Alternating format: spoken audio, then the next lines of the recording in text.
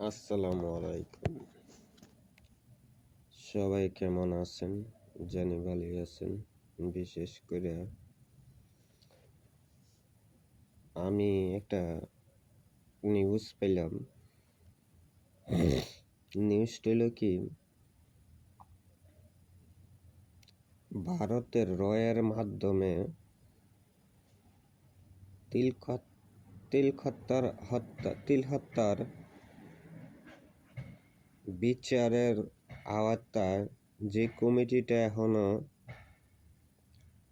হয়েছে, কিন্তু এইখানে আমাদের ৭৭ জনের সেনাবাহিনীর তিল হত্যা করার যে পরিকল্পনা করা হয়েছিল ভারত থেকে,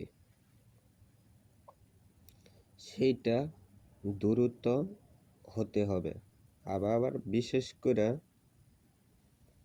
যে এটা আজকে হয়েছে এখনই হবে, আবার এখনই হতে হবে এমন কোনো কথা না। এটারে যত দ্রুত পারেন আমাদের এইটার বিচার, যদি আপনারা ওই শেখ হাসিনার মতন ওই ভুয়া নিউজ ছড়ান বা ভুয়া খবর করেন বা ভুয়া কিছু করতে চান, তাই কিন্তু দেশের মানুষ যেরকম আপনাকে বোয়াইছে আবার নামাইতেও কিন্তু পারবে। তো ওইটা হিসাব করে, ঠিক আছে, ওইটা হিসাব করলে যে তিল হত্যার সেনাবাহিনী যেটি করছে বা যেভাবেই হয়েছে, এগুলিরে দ্রুত ধরার জন্য চেষ্টা করেন। কমিটি একটা সাজাইছেন, শুনছি কমিটিটা হয়েছে যে এই কমিটি এই তারিখ মতন যত কটা হত্যার পিছনে যত কটা মানুষ আছে, যত কটা সেনাবাহিনী আছে, যত কিছুই আছে, শেখ হাসিনার সুইত্যা, এটার তো মূলই তো শেখ হাসিনা। এটার মূল কারিগর হচ্ছে শেখ হাসিনা। ভারতের রয়ের মাধ্যমে এই হত্যাটা করা হয়েছে।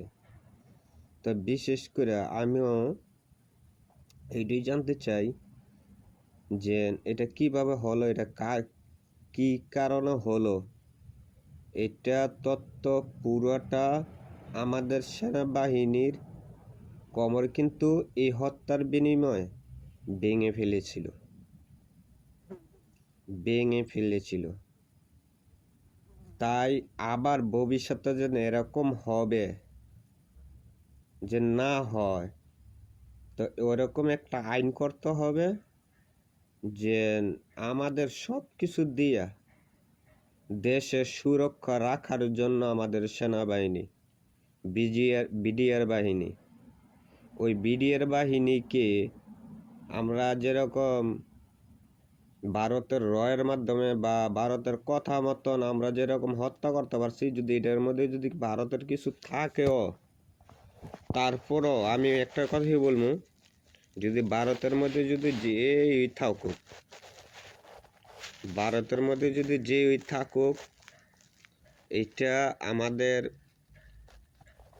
একটাই, যদি যেই থাকুক, আমি কি আপনি কি, ঠিক আছে, যেই থাকুক, এটার মধ্যে আমি আপনাকে মাধ্যমে জানতে চাই, বিশেষ করে